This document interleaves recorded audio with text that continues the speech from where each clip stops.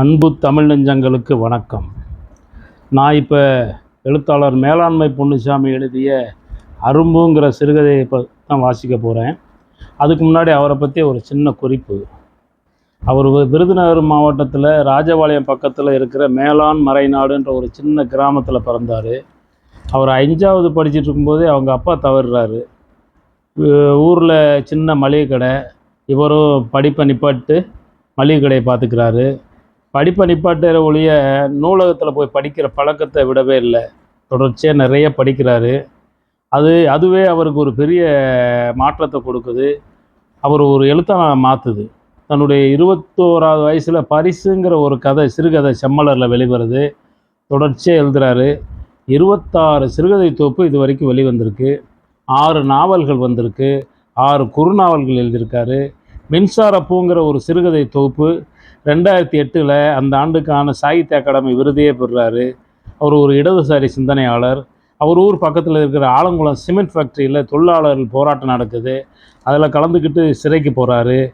அவருடைய கதை மாந்தர்கள்லாம் பார்த்திங்கன்னா எளிய விவசாய மக்கள், கூலி தொழிலாளி மக்கள், விளிம்பு நிலை மனிதர்கள், அவங்களுடைய அன்றாட பிரச்சனையைத்தான் பேசும். தமிழ்நாடு முற்போக்கு எழுத்தாளர் கலைஞர் சங்கத்தை தோற்றுவித்ததில் முக்கியமானவர். அதனுடைய தலைமை பொறுப்பில் கடைசி வரைக்கும் இருந்தார். இப்போ நம்ம அரும்புங்கிற சிறுகதையை நான் இப்போ வாசிக்கலான் இருக்கேன். சிறுகதைக்கு போவோம். அரும்பு சிறுகதை. சாரல் காற்று குளிர்ச்சியை வாரி இறைத்தது. கூதல் அடிக்கிறது.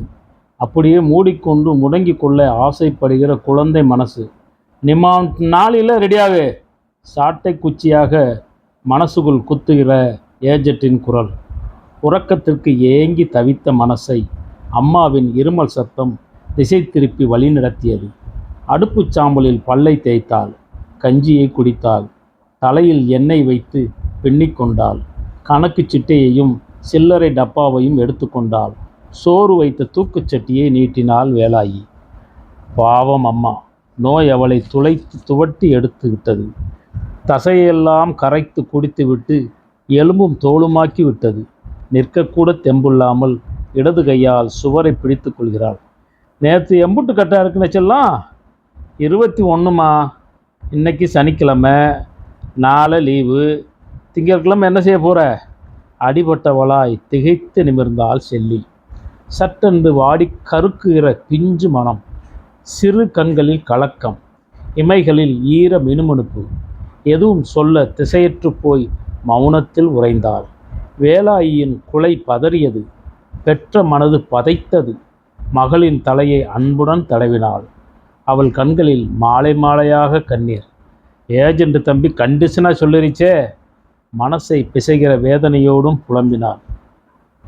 தாயை பார்த்து மனம் கலங்கி பீதியுடன் நிற்கிற 8 வயது சிறுமி செல்லி. செடிக்கு செடியாக உட்கார்ந்து பறக்க தட்டான போல தெருவில் ஓடி விளையாட வேண்டிய சின்ன அரும்பு விடியறதுக்கு முந்தி போய் பாடுபட்டு பொழுதடைஞ்சு இருட்டின பிறகு வீடு வந்து சேருகிற கொடுமை. மனக்குமரல் தாழாமல் மார்பில் மடேரென்று அடித்து கொண்டாள் வேலாயி. அட பாதரவே, கூத்துவன் என்ன ஒடிச்சு போட்டுட்டு இப்படி கூத்து பார்க்கானே. கண்ணு முடியாத இந்த குஞ்சு உழைச்சி காலம் ஓட வேண்டியதாயிடுச்சே.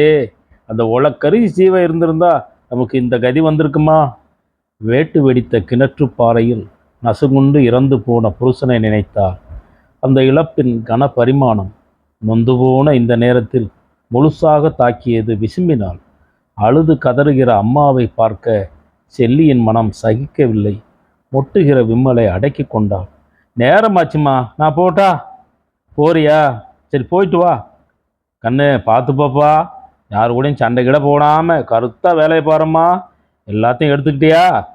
தலை அசைத்து விட்டு வாசல் படியை தாண்டிய செல்லியை இருட்டு அப்பிக் கொண்டது. நாய் குறைக்குமோ என்ற பயத்தில் திகைத்து போய் தேங்கி நின்றாள். நல்ல வேலை, மேலே தெரு முத்துலட்சுமி வந்து விட்டா. வாரியா? துணை கிடைத்து விட்டது. திங்கட்கிழமைக்கு ஒன்றும் பதில் சொல்லாமல் போகுது புள்ள. என்ன செய்ய போகிறாளோ? அம்மாவின் புலம்பல் சத்தம் காலை நேர அமைதியில் துல்லியமாக துரத்துகிறது. தெருவில் ஒரு சுடு குஞ்சு கூட விழித்திருக்கவில்லை. நாய்கள் கூட புதலடிக்காத இடம் பார்த்து போய் முடங்கி கொண்டன. அத்துவான காட்டில் ஒத்தையில் நடப்பது போல் இருந்தது செல்லிக்கு. கீழடி வானம் முகம் சிவக்கத் தொடங்கியது. விடிவெள்ளியை சாரல் மேகம் ஒளித்து கொண்டது. கிராமத்தையே கதிகலங்கடிக்கிற மாதிரி விடாத ஓங்காரமாய் ஹாரன் சத்தம். பஸ் வந்துவிட்டது. செல்லி நடையை எட்டி போட்டாள். முத்துலட்சுமி நடைக்கு ஈடு கொடுக்க முடியவில்லை. சிறுமி குட்டோட்டமாய் ஓடினாள். ஏற்கனவே வந்திருந்த பிள்ளைகள் பஸ்ஸுக்குள் ஏறி படுத்திருந்தன. ஓட்டம் நடையுமாக ஓடி வருகிற இவர்களை பார்த்து கண்டக்டர் கோபமாக அதட்டினார். என்ன தேறு மாதிரி ஆடி அசைஞ்சு வாரீங்க, விருட்டுன்னு வாங்க.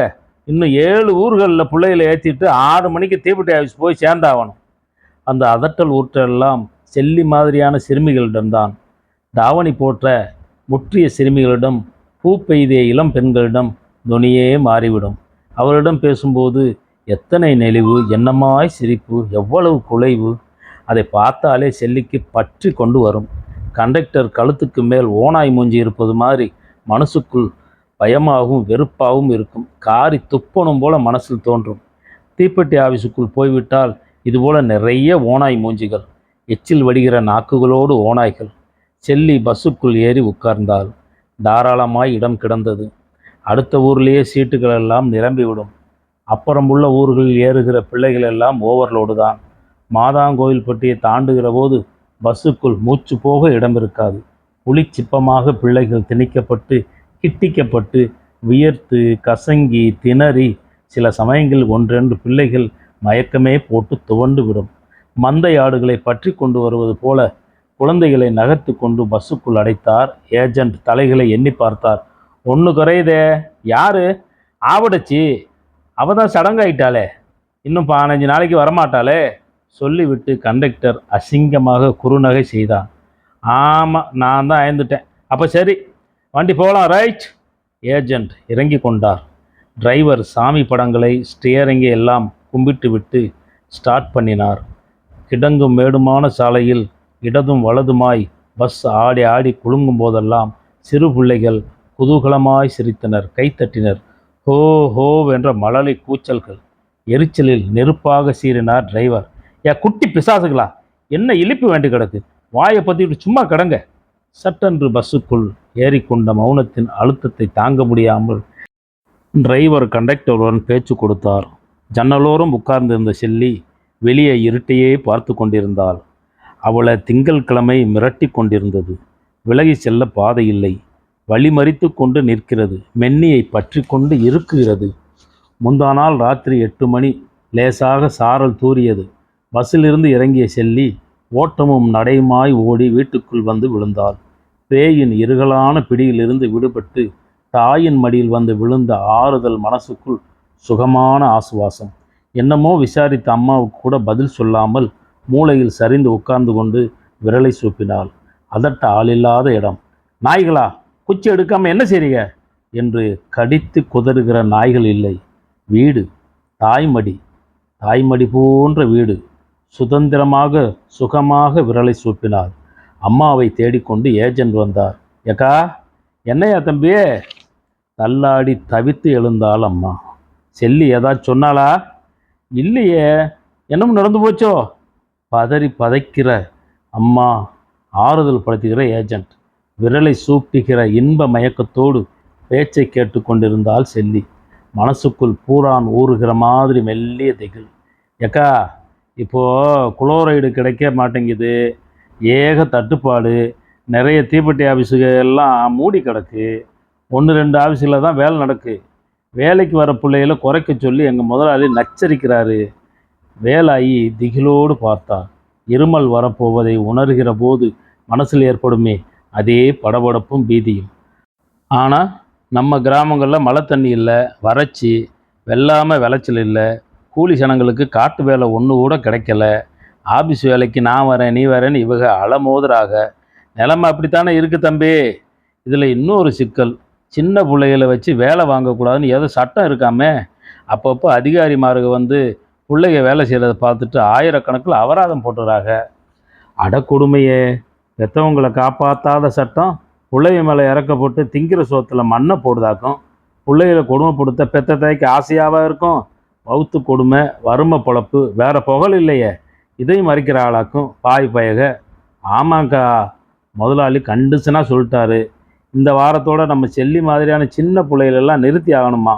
எதிர்பார்த்த இடி வேலாய்க்குள் இறங்கியே விட்டது. உள் மனசின் ஆழமறை பரவி பாய்கிற நடுக்கம் வயிற்றுக்குள் வயிற்றுக்குள் தீக்கோலை சொருகுவது போல் இருந்தது. மாடு வைத்து விவசாயம் பார்த்த புருஷன், மாட்டுக்கும் மேலாக ராவும் பகலுமாக உழைத்த புருஷன், எத்தனை விளை வச்சாலும் வருஷா வருஷம் மிஞ்சி நின்ற கடன், நிலத்தை விட்டுவிட்டு கூலி வேலைக்கு போன புருஷன், கிணறு வெட்டி கொண்டிருந்த போது வெடித்த வேட்டில் கருங்கல்லை ரத்தமாக்கி விட்டு போய் சேர்ந்த புருஷன், நாதியற்று போன குடும்பம், ஓடி வந்து பற்றி கொண்ட நோய், உடம்பை ஒடித்து கட்டிலில் போட்டு துடிக்க போட்டுவிட்ட நோய். செல்லியும் வேலை பார்க்க போக முடியாமல் போனால் வீட்டில் எப்படி அடுப்பு புகையும்? நெஞ்சை முட்டி பிளக்கிற சோகம், தாட்சணியம் பாராமல் சப் என்று அரைகிற அவலம், கண்ணுக்குள் குத்தலெடுக்க மாலை மாலையாக கண்ணீர், உதடுகள் நடுங்கி துடித்தன. தம்பி, வாரத்துக்கு 90 ரூபா இந்த பிள்ளை கொண்டு வந்து வருது. இதில் தான் 2 சிவனோட சீவனும் நடக்குது. இதுக்கு ஒரு மாற்று யோசனை இல்லையா? இருக்கு, ஆனால் நீங்கள் செய்யணுமே. சொல்லியா? நம்ம செல்லி சின்ன பிள்ளை தான், இருந்தாலும் சும்மாவாச்சும் தாவணியை சுற்றி அனுப்புங்க, மற்றதை நான் பார்த்துக்கிடுதேன். மனசில் நான் வச்சுங்கக்கா, தாவணி போட்டால் திங்கட்கிழமை வரலாம், இல்லைன்னா நின்றுக்கிட வேண்டியது தான். ஏஜென்ட் போய்விட்டார். வேலாயி வேர் அருந்தவளாக அப்படியே சுவரில் சாய்ந்தாள். குத்துக்கால் வைத்து சரிந்து உட்கார்ந்து விட்டாள். குமுறி குமுறி சத்தமில்லாமல் அழுதாள். உடம்பெல்லாம் நடுங்கி குலுங்குகிற கோரம். இப்படியும் ஒரு வங்குடுமையா? அதுக்கு வயசுக்கு வராமல் விரலை சூப்புகிற பிள்ளைக்கு எப்படி தாவணி போடுறது? ஊரை அழைச்சி உறவை கூப்பிட்டு விருந்து வச்சு தாய் மாமா சீர்வரிசையோடு கூடுன கூட்டத்தில் போட வேண்டிய தாவணியை சட்டத்தை ஏமாத்துறதுக்காக எப்படி போட? ஐயோ, என் பிள்ளைக்குமா இந்த கதி? அட கடவுளே, எலிவங்க பொழப்ப எதுக்கு விதி இப்படி பிச்சு பிடுங்கி போடணும்? உள் மனசை சுட்டு பொசுக்குகிற அக்னி கொழுந்துகளாக நினைவுகள். நினைக்க நினைக்க உள்ளுக்குள் ஏதோ ஒன்று உடைந்து நொறுங்குகிறது. ஓவென்று வெடித்து அழத் துவங்கிய போது இருமலும் ஆரம்பித்து விட்டது. வாடிப்போன மரத்தை ஆட்டி பிடுங்குகிற புயலாக இருமல். இருமல் இருமல்கள்தான். அம்மாவின் அழுகையும் இருமலையும் பார்க்க பார்க்க செல்லிக்குள் அழுகை விம்மிக்கொண்டு பீரிடுகிறது. நாசி நுனி துடிக்கிறது. காந்தல் எடுக்கிறது. கண்களில் ததும்பி திரை போடுகிற கண்ணீர். அந்த பிஞ்சை தாவணி அச்சுறுத்தியது. உள் மனசின் மெல்லிய சவுகளை பற்றி இழுத்தது. நினைத்தாலே திகிலில் மனசு துடிக்கிறது. பூ பெய்தாத பெண்ணை கல்யாணத்திற்கும் உடலுறவுக்கும் நிர்பந்தப்படுத்துகிற போது ஏற்படுவதைப் போல வினோதமான அவமான உணர்ச்சி செல்லியை கசக்கியது. இயல்பாக நிகழ வேண்டிய மலர்ச்சியை ஊர் வேஷத்திற்காக கசக்கி பிழிந்து மலர வைக்கிற வேதனை. தாயிடம் கூட சொல்லி அழ முடியாத இரகசிய உணர்வு அவஸ்தை. அவளை திக்குமுக்காட வைக்கிற கொடிய அவஸ்தை. செத்தாலும் சரி, இப்போ நான் தாவணி போடவே மாட்டேன், சம்மதிக்கவே மாட்டேன். என்னால் முடியவே முடியாது. அதை விட உசுர விட்டுருவேன். ஞாயிற்றுக்கிழமை கனமாய் நகர்கிறது. அந்த 2 ஜீவன்களையும் மௌன சோகத்தில் அரைத்து கொண்டு நத்தையாக ஊர்கிறது. திகிலும் பீதியுமாக, வேதனையும் விசும்பலுமாய் வீடு 3வது ஆளாய் வந்து உட்கார்ந்து கொண்டு பேயாட்டம் போடுகிறது. அவலம். முகம் செத்து கிடக்கிற மகளை பார்த்தால் வேலாயி. சிறிய கண்களில் வீதி. வெட்டுண்ட பள்ளி வாளாக துடிக்கிற இமைகள். பார்க்கவே பாவமாக இருந்தது. இந்த அரும்பு அடகு வச்சா நாம் உசுர் வாழணும். செல்லியும் அம்மாவையே பார்த்தாள். அம்மா தாவணி போட சொல்லி வற்புறுத்தினால் மறுத்துவிட தயாராக இருந்தாள். பணிந்து விடக்கூடாது என்ற வீராப்பு மனசுக்குள் ஒரு விரைப்பு. செல்லி, என்னம்மா, நாளை நீ வேலைக்கெல்லாம் போக வேண்டாம்மா. ஏம்மா? உன்னை கேவலப்படுத்தி அடகு வைக்க மூலி அலங்காரம் பண்ணி நான் கஞ்சி குடிக்க வேண்டாம். நாம் உசுறு வச்சு இருக்கவும் வேண்டாம்மா. ஏம்மா? பூக்க வேண்டிய அரும்பை பிடிச்சி நசுக்கி மோந்து பார்க்குற பாவத்தை செய்கிறதுக்கு இந்த தாய் மனசில் தைரியம் இல்லைம்மா. விதி நம்மளை எப்படி விட்டுருக்கோ அப்படியே நடக்கட்டும். கண்ணு, நீ நாளையிலிருந்து வேலைக்கு போக வேண்டாம். தாயின் முகம் முன்னை விட பிரகாசிப்பது போல் இருந்தது செல்லிக்கு. அந்த கண்களில் பொங்கி ததும்பிய பரிவு, வறுமையில் நீர்த்து போகாத தன்மானம், வாழ்க்கைக்கு பணிந்து போய்விடாத பாச வைராக்கியம். செல்லி துவண்டு விட்டாள். மனசுக்குள்ளிருந்து விடைப்பு, விரைப்பு, வீராப்பு எல்லாம் தாயின் பாச கண்ணீரில் நனைந்து மனசே தளர்ந்து போய் அடிபட்டவளைப் போல ஹோவென்று அழுதாள். புறங்கையால் கண்ணை கசக்கி கொண்டு விம்மி விம்மி அழுத அந்த கண்ணு முழியாத பச்சை மண்ணை மடியில் இழுத்து போட்டுக்கொண்டு கதறி அழுதாள் வேலாயி. முத்துலட்சுமி இருட்டில் வந்து கொண்டிருந்தாள். வாசலில் திகைத்து போய் செல்லி, என்ன செல்லி, வேலைக்கு வரலையா? இந்த வாரேன், உயிரில்லாமல் முழங்கினாள். தாவணி மடித்து கையில் வச்சிருக்கேன், பஸ்ஸுக்கிட்ட போய் போட்டுக்கணும். சத்தமில்லாத தெருவில் சத்தமில்லாமல் நடந்தனர். இளவு வீட்டுக்கு சங்காக அலறுகிறது தீப்பெட்டி ஆஃபீஸ் பஸ்ஸின் ஹாரன். ஒரு பிரேதத்தைப் போல அடங்கி போன சலனங்களுடன் நடந்தது அந்த அரும்பு. நன்றி, வணக்கம்.